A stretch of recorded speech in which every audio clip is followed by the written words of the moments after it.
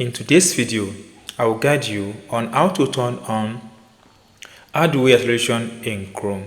This process is very simple, so it's what you can do under 30 seconds. Doing this, guys, you'll be able to have a smooth play on your videos on devices you have using. So come to this three dot, click on it, scroll down to the base of this page, click on settings. Now this side, locate and click on system.